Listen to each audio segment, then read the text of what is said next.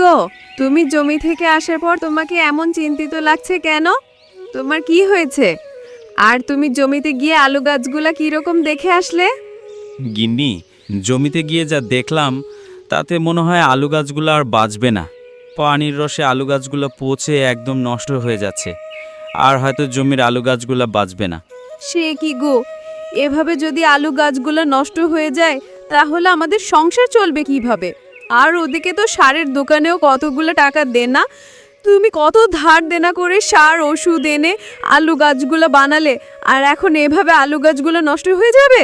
হ্যাঁ গিন্নি, ভেবেছিলাম জমির আলুগুলো বিক্রি করে সব ধার দেনাগুলো পরিশোধ করে দিব, কিন্তু সেটা তো আর হলো না। কয়দিন একভাবে বৃষ্টি হওয়ার কারণে আলু গাছগুলো পানির রসে পচে যেতে লেগেছে। আর তুমি তো জানোই আমাদের জমিটা অনেক নিচু, যার কারণে বৃষ্টি হলে জমি থেকে পানি শুকায় না। তাহলে তুমি এখন কি করবে? কিছু কি ভেবেছো? কি আর করব, কপালে যা লেখা আছে তাই হবে। তা তোমার কি রান্না করা হয়েছে? হ্যাঁ, হয়ে গেছে। চলো তুমি হাত মুখ ধুয়ে এসো, আমি তোমার জন্য ভাত বেড়ে আনছি। হ্যাঁ চলো, অনেকক্ষণ ধরে খিদা লেগেছে। আর মেয়েটা কোথায়? ওকে তো অনেকক্ষণ ধরে দেখছি না। কোথায় গেছে মেয়েটা আমার? কোথায় আর যাবে, হয়তো শিউলিদের বাড়িতে গেছে খেলা করতে। ও চলে আসবে। তুমি চলো হাত মুখ ধুয়ে এসো, আমি ভাত বাড়ছি। আচ্ছা, তুমি তাহলে যাও, আমি হাত মুখ ধুয়ে আসছি।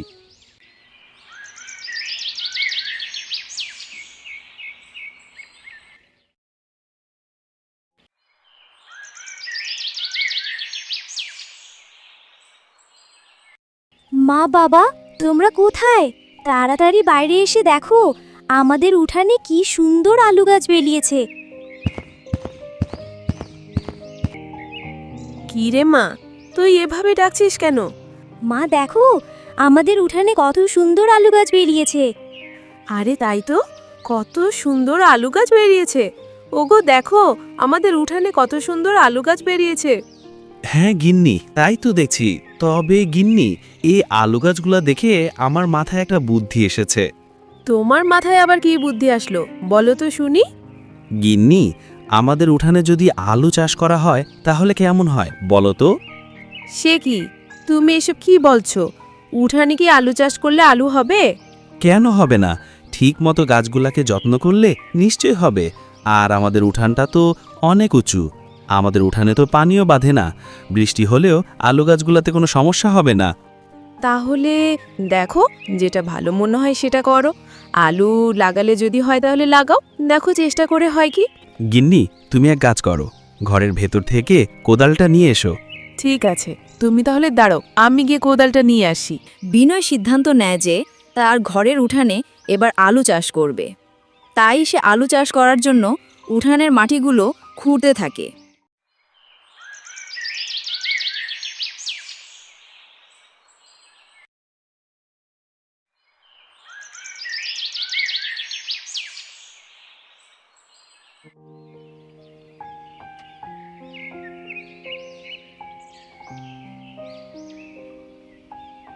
আরে গিন্নি, দেখো দেখো, গাছগুলাতে কত সুন্দর আলু হয়েছে।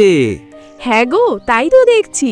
আমার তো বিশ্বাসই হচ্ছে না যে আমাদের উঠানে এত সুন্দর আলু হবে।